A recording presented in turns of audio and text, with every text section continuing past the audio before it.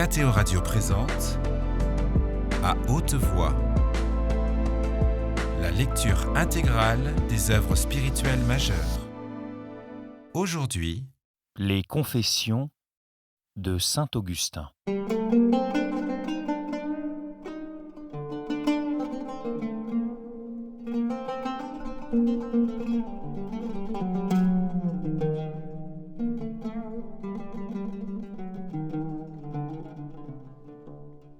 Chapitre 8. Dieu a pitié d'Augustin. Or vous, Seigneur, vous demeurez éternellement, et elle n'est pas éternelle votre colère, puisque vous avez eu pitié de la boue et de la cendre, et qu'il vous a plu de corriger sous votre regard mes difformités.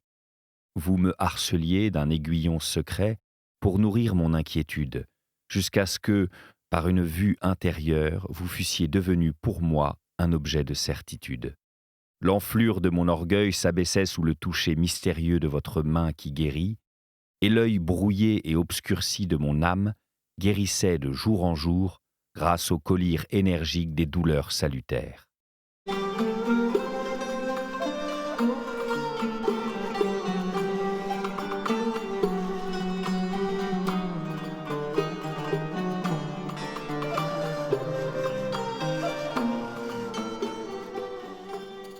Chapitre 9. Augustin et le néoplatonisme. Et tout d'abord, voulant me faire voir comment vous résistez aux superbes et donnez votre grâce aux humbles, et avec quelle miséricorde vous avez montré aux hommes la voie de l'humilité, vous dont le Verbe s'est fait chair et a habité parmi les hommes, dans ce dessein, vous m'avez fait tenir, par la main d'un homme enflé d'un monstrueux orgueil, certains livres des platoniciens, traduits du grec en latin. Et là, j'ai lu, ce ne sont pas les propres termes, mais le sens étayé de maintes raisons très diverses qui tendaient à le persuader, qu'au commencement était le Verbe, et le Verbe était en Dieu, et le Verbe était Dieu. Il était au commencement en Dieu. Tout a été fait par lui, et rien sans lui. Ce qui a été fait et vit en lui, et la vie était la lumière des hommes. Et la lumière brille dans les ténèbres, et les ténèbres ne l'ont pas comprise. Il disait aussi ces livres que l'âme humaine, tout en portant témoignage de la lumière, n'est pas cependant elle-même la lumière, que c'est le Verbe, Dieu lui-même, qui est la véritable lumière qui éclaire tout homme venant en ce monde, et qu'il était dans le monde, que le monde était son œuvre, et que le monde ne l'a pas connu. Mais cette parole qu'il est venu chez lui, que les siens ne lui ont pas fait accueil, et qu'à tous ceux qui l'ont reçu, il a donné le pouvoir de devenir les fils de Dieu, puisqu'ils croient en son nom, je ne l'ai point lu dans ses ouvrages. Pareillement, j'y ai lu que le Verbe Dieu n'est point né de la chair ni du sang ni de la volonté de l'homme, ni de la volonté de la chair, mais de Dieu. Mais cette parole, le Verbe s'est fait chair et il a habité parmi nous, je ne l'y ai point lu. J'ai trouvé aussi dans ces livres, diversement exprimés et sous plus d'une forme, cette proposition que le Fils, consubstantiel au Père, n'a pas cru usurper en étant l'égal de Dieu, puisqu'il est cela même par nature. Mais qu'il se soit anéanti lui-même en prenant la forme d'un esclave, qu'il se soit fait semblable aux hommes, qu'il était tenu extérieurement pour un homme, qu'il se soit humilié au point de se soumettre jusqu'à la mort et à la mort de la croix, que pour cela Dieu l'ait ressuscité des morts et lui ait donné un nom qui est au-dessus de tout nom, enfin qu'au nom de Jésus, tous les habitants du ciel, de la terre et des enfers plient le genou, et que toute langue confesse que le Seigneur Jésus est dans la gloire de Dieu le Père, c'est ce que ne contiennent pas ces livres. Qu'avant tous les temps, que par-dessus tous les temps, votre Fils unique demeure immuable, co-éternel à vous, et que pour être heureuses, les âmes reçoivent de sa plénitude, et que, pour être sages, elles soient renouvelées en participant à la sagesse subsistante en soi, cela s'y trouve. Mais qu'il soit mort pour les impies à un moment du temps, que vous n'ayez pas épargné votre Fils unique, et que vous l'ayez livré pour nous tous, cela ne s'y trouve point. Vous avez caché ces choses aux sages, et vous les avez révélées aux petits, afin qu'ils vinssent à lui, les souffrants, les accablés, et qu'il les réconfortât, car il est doux et humble de cœur. Il fait avancer les doux dans la justice, et il enseigne ses voies aux êtres de mansuétude, voyant notre humilité et nos peines, et nous remettant tous nos péchés. Mais ceux qui sont juchés sur le cothurne d'une doctrine apparemment plus sublime, ils ne l'entendent pas dire « Sachez de moi que je suis doux et humble de cœur, et vous trouverez le repos pour vos âmes. S'ils connaissent Dieu, ils ne le glorifient pas comme Dieu, et ne lui rendent point grâce. Mais ils se dissipent dans leurs pensées, et leur cœur insensé s'obscurcit, tout en se disant sages, ils deviennent stupides. » C'est pourquoi je voyais aussi dans ces ouvrages la gloire de votre nature incorruptible adultérée en des idoles et toutes sortes de simulacres, à la semblance de l'image de l'homme corruptible, des oiseaux, des quadrupèdes, des serpents. Tel était assurément le mets d'Égypte qui fit perdre à Ésaü son droit d'aînesse, car votre peuple premier-né adora en votre place la tête d'un quadrupède, et le cœur tourné vers l'Égypte courba son âme, votre image, devant l'image d'un veau qui mangeait son foin. C'est ce que j'ai trouvé dans ces livres, mais je n'ai point mangé de ces nourritures. Car il vous a plu, Seigneur, de soustraire Jacob à l'opprobre de son infériorité, de mettre l'aîné sous l'obéissance du plus jeune, et vous avez appelé les gentils à votre héritage. Et moi aussi j'étais venu d'entre les gentils, et mes désirs allaient alors que, selon votre volonté, votre peuple emporta d'Égypte, parce qu'il vous appartenait en quelque lieu qu'il fût. Et vous avez dit aux Athéniens, par votre apôtre, qu'en vous, nous avons la vie, le mouvement et l'être. Certains de leurs philosophes l'ont dit aussi, et c'est de ce côté que venaient les livres qui m'occupaient.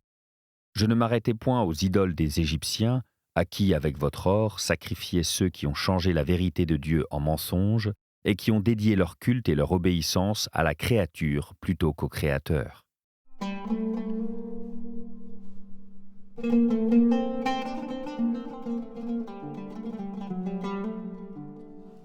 Chapitre 10. Augustin découvre Dieu. Averti par ces lectures de faire un retour sur moi-même, j'entrai sous votre conduite dans mon fort intérieur. Et je l'ai pu parce que vous êtes devenu mon soutien. J'y entrai, et je vis avec l'œil de mon âme, si peu pénétrant qu'il fût, au-dessus de cet œil de l'âme, au-dessus de mon intelligence, la lumière immuable. Non pas cette lumière vulgaire qu'aperçoit toute chair, non plus qu'une lumière du même genre, mais apparemment plus puissante, beaucoup plus éclatante et remplissant de sa force tout l'espace. Non, ce n'était pas cela, mais une lumière différente, tout à fait différente. Elle n'était pas au-dessus de mon esprit, comme l'huile au-dessus de l'eau, comme le ciel au-dessus de la terre. Elle m'était supérieure, car elle m'a créé. Je lui étais inférieur, ayant été créé par elle. Celui qui connaît la vérité la connaît, et celui qui la connaît l'éternité. C'est la charité qui la connaît. Ô éternelle vérité, ô véritable charité, ô chère éternité, vous êtes, mon Dieu, après vous je soupire jour et nuit. Quand j'ai commencé à vous connaître, vous m'avez haussé vers vous pour me faire voir qu'il y avait quelque chose à voir, mais que je n'étais pas encore en mesure de le voir. Et vous avez ébloui la faiblesse de mes regards par la violence de votre rayonnement, et j'ai tremblé d'amour et d'horreur. Je me trouvais loin de vous dans une contrée étrangère, je croyais entendre votre voix d'en haut. Je suis l'aliment des forts, grandis et tu me mangeras. Tu ne me transmueras pas en toi comme la nourriture de ton corps, mais c'est toi qui seras transmué en moi. Je connus alors que vous avez puni l'homme à cause de son iniquité, et que vous avez fait sécher son âme comme une toile d'araignée. Et je dis, n'est-ce donc rien que la vérité, parce qu'elle ne s'étale pas dans un espace fini ou infini? Et vous m'avez crié de loin, allons donc, mais c'est moi celui qui suis. Et j'ai entendu comme on entend dans son cœur, et je n'avais plus de raison de douter. Il m'eût été plus facile de douter de ma vie que de l'existence de la vérité, qui se manifeste à l'intelligence par la création.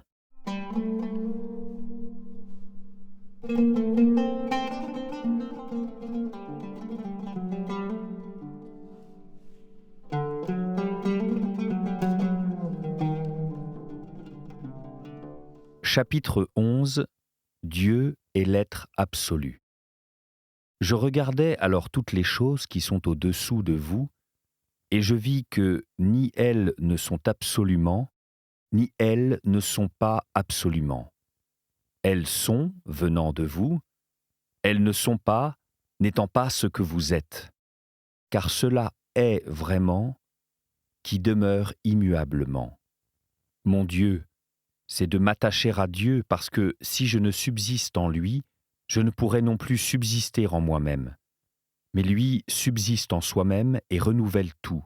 Et vous êtes mon Seigneur car vous n'avez pas besoin de mes biens.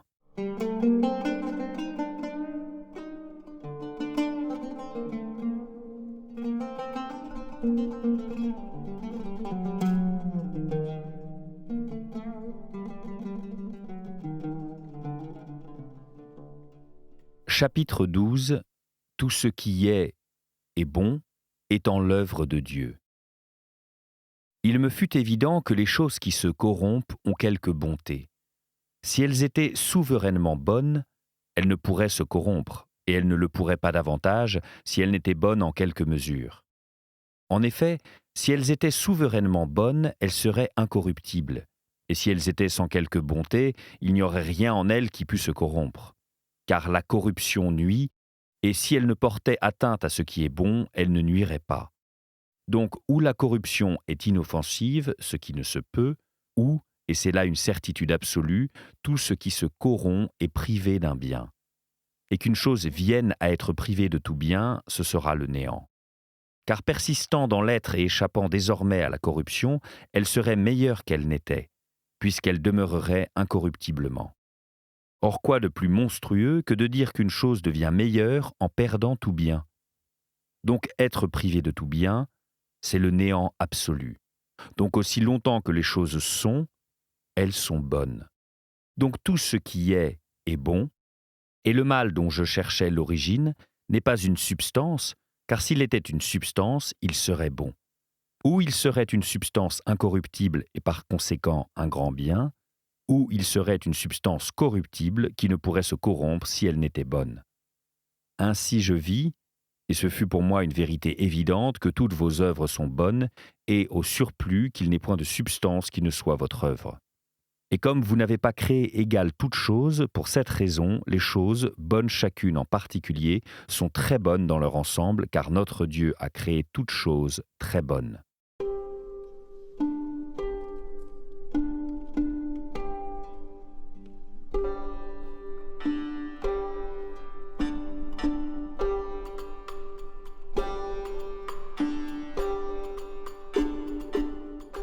Chapitre 13. Toute la création dit les louanges de Dieu. Et pour vous, le mal n'existe point du tout, non seulement pour vous, mais pour l'ensemble de votre création, car il n'y a rien en dehors d'elle qui puisse rompre et corrompre l'ordre que vous y avez établi. Mais parce que dans le détail certains éléments ne s'harmonisent pas avec certains autres, on les tient pour mauvais. Or, ces mêmes éléments s'accordent avec d'autres et en cela, ils sont bons. Ils le sont aussi par eux-mêmes. Tous ces éléments, qui ne s'ordonnent pas entre eux, s'ordonnent à la partie inférieure du monde que nous nommons la terre avec son ciel animé de nuages et de vents qui lui convient. Loin de moi l'intention de dire « ces choses ne devraient pas être ».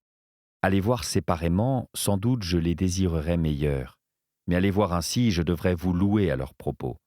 Car tout enseigne qu'il faut vous louer. Sur la terre les dragons et tous les abîmes, le feu, la grêle, la neige, la glace et les souffles de la tempête, instruments de votre parole, les montagnes et toutes les collines, les arbres fruitiers, tous les cèdres, les bêtes et tous les troupeaux, les reptiles et les oiseaux empennés, les rois de la terre et tous les peuples, les princes et tous les juges de la terre, les jeunes gens et les vierges, les vieux et les jeunes, tout bénit votre nom. Puisque du haut des cieux vous êtes loués, oui, louez notre Dieu, puisque là-haut tous vos anges, toutes vos puissances, le soleil et la lune, toutes les étoiles et la lumière, les cieux des cieux et les eaux qui sont au-dessous des cieux glorifient votre nom. Je ne souhaitais plus rien de meilleur, car considérant le tout, les éléments supérieurs m'en paraissaient sans doute valoir mieux que les inférieurs, mais un jugement plus sain me faisait estimer le tout meilleur que les éléments supérieurs pris à part.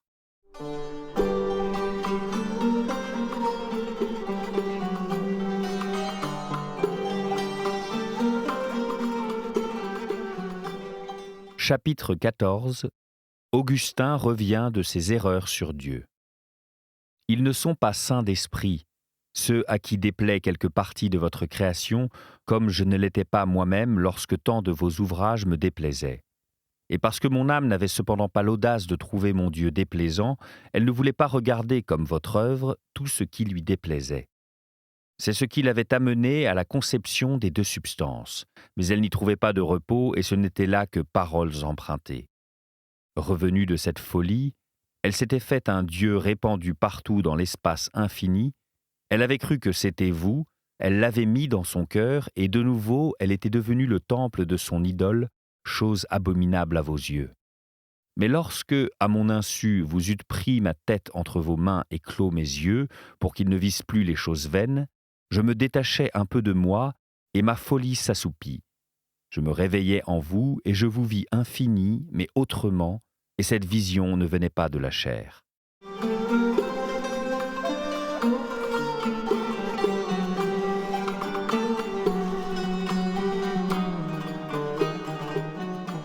Chapitre 15. Toutes choses sont par Dieu et en Dieu. Après cela, je considérai le reste des choses et je vis qu'elles vous doivent d'exister, que tout est contenu en vous, non comme dans un lieu, mais autrement. Vous tenez tout dans votre vérité, comme dans une main. Toutes choses sont vraies en tant qu'elles sont, et rien n'est faux que ce que nous croyons être et qui n'est pas. Et je compris que non seulement chaque chose est à la place convenable, mais aussi vient en son temps, et que vous, seul être éternel, vous n'avez pas attendu d'innombrables siècles pour vous mettre à l'œuvre, car tous les siècles passés ou futurs ne seraient passés ni ne viendraient si vous n'agissiez et ne demeuriez pas.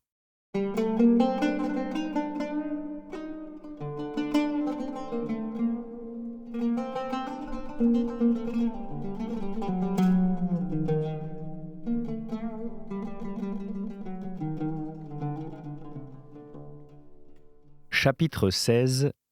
Le mal, c'est de se détourner de Dieu. Et j'éprouvais qu'il n'est pas étonnant que pour un palais malade, le pain, délice d'un palais saint, soit une cause de souffrance, et que des yeux infirmes trouvent odieuse la lumière, charme des yeux intacts. Votre justice même déplaît aux méchants. À plus forte raison, la vipère et le vermisseau que vous avez créés bons en accord avec les parties inférieures de votre création, où les méchants s'accordent d'autant mieux qu'ils diffèrent plus de vous, comme ils s'harmonisent avec les éléments supérieurs du monde dans la mesure où ils vous ressemblent davantage.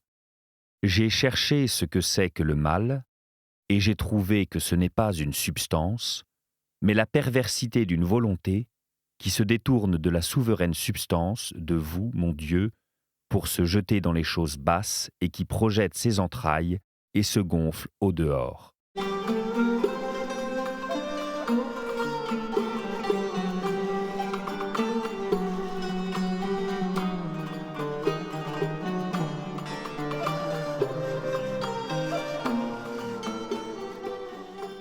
Chapitre 17.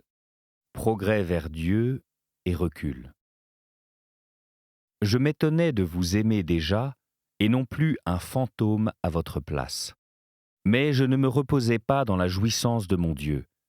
J'étais emporté vers vous par votre beauté, et bientôt mon propre poids me tirait loin de vous, et j'étais précipité tout gémissant aux choses de la terre. Ce poids, c'étaient mes habitudes charnelles. Mais votre souvenir vivait avec moi. Je ne doutais plus du tout qu'il existât un être à qui je dusse m'attacher, bien que je n'eusse pas encore la force de m'y attacher, car le corps sujet à la corruption alourdit l'âme, et cette maison de boue abaisse l'esprit qui se disperse en mille pensées. J'étais aussi tout à fait certain que vos beautés invisibles se découvrent à l'intelligence depuis la création de l'univers à travers vos œuvres, et avec elles votre puissance éternelle et votre divinité. Cherchant en effet d'où procédait ma faculté d'apprécier la beauté des corps, soit célestes, soit terrestres, et ce qui me permettait de bien juger de ces choses changeantes et de dire « cela ne doit pas être ainsi », cherchant, dis-je, l'origine de ma faculté de juger, lorsque je jugeais de la sorte, j'avais trouvé l'éternité immuable et véritable de la vérité au-dessus de mon esprit muable. Ainsi, par degrés, je m'élevais des corps à l'âme qui sent par l'intermédiaire des organes, et de là à ce pouvoir interne que les organes des sens informent des choses extérieures et où peuvent atteindre les animaux, et de là encore à cette puissance résonante qui se soumet et juge les perceptions des organes des sens. Mais cette puissance, à son tour, se reconnaissant en moi sujette au changement, se haussa à l'intelligence d'elle-même, elle arracha ma pensée au lien de l'habitude, elle se dégagea de la foule des fantômes contradictoires pour découvrir quelle lumière l'inondait lorsqu'elle criait sans aucune hésitation qu'il faut préférer ce qui ne peut pas changer à ce qui est sujet au changement, et d'où elle tirait la connaissance de l'immuable même, car si elle n'en avait eu quelque notion, elle ne l'aurait préféré à coup sûr en aucune manière au muable. Et elle parvint ainsi, dans le battement d'un regard frémissant, jusqu'à l'être lui-même. C'est alors que vos perfections invisibles se manifestèrent à mon intelligence à travers vos œuvres, mais je n'y pus fixer mes yeux, ma faiblesse recula, je fus rendu à mes habitudes, de cet instant je n'emportais avec moi qu'une mémoire amoureuse, et qui, pour ainsi dire, regrettait le parfum des nourritures que je n'étais pas encore capable de manger.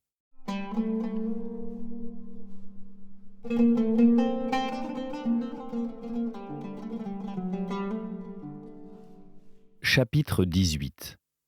Il manque à Augustin l'humilité et la connaissance de Jésus-Christ. Je cherchais le moyen d'acquérir la force nécessaire pour jouir de vous, et je ne la trouvais point, jusqu'à ce que j'eusse embrassé le médiateur entre Dieu et l'homme Jésus-Christ, qui est au-dessus de toutes choses, Dieu béni dans tous les siècles, et qui nous appelle en disant « Je suis la voie, la vérité et la vie », qui mêle à la chair, puisque le Verbe s'est fait chair, l'aliment trop fort pour ma faiblesse, afin que votre sagesse, par laquelle vous avez fait toutes choses, devienne le lait de notre enfance. Sans humilité, je ne possédais pas le Dieu d'humilité, et je ne savais pas ce qu'enseigne sa faiblesse. Car votre Verbe, l'éternelle vérité, dominant les parties supérieures de votre création, élève jusqu'à lui ceux qui s'abaissent, et dans les parties basses, il s'est bâti avec notre limon une humble demeure, pour humilier et détacher d'eux-mêmes ceux qui veulent soumettre et attirer à lui, guérissant l'enflure de leur orgueil et nourrissant leur amour. Il a voulu que leur excessive confiance en eux-mêmes cessât de les égarer et qu'ils s'humilient en voyant à leurs pieds la bassesse d'une divinité qui a emprunté notre tunique de chair et que là, prosternée devant elle, elle les releva en se redressant elle-même.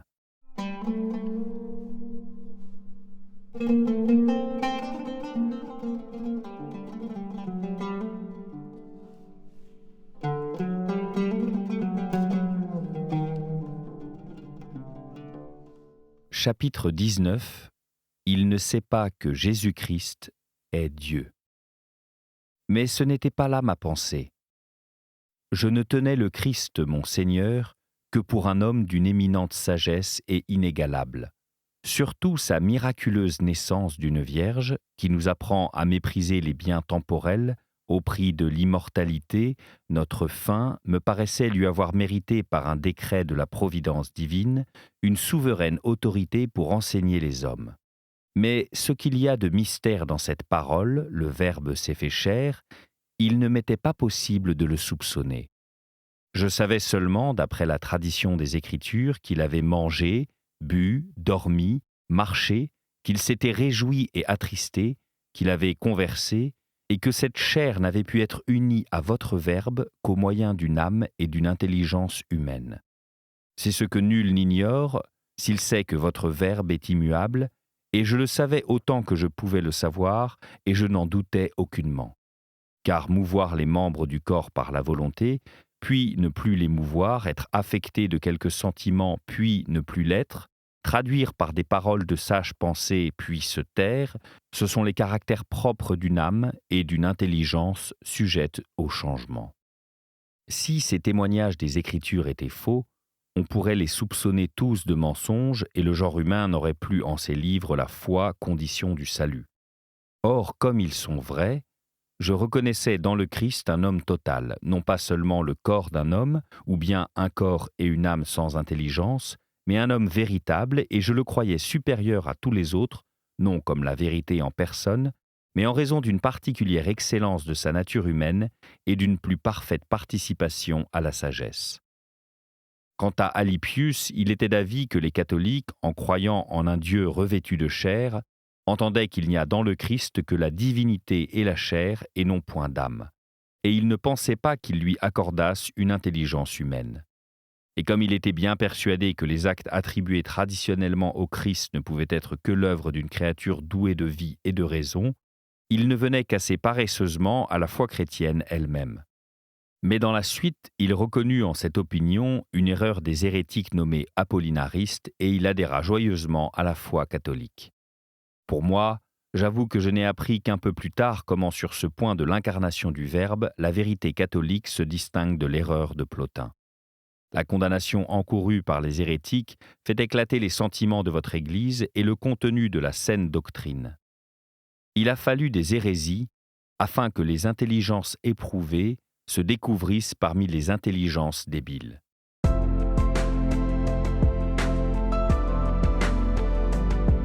C'était À haute voix, une émission de KTO Radio.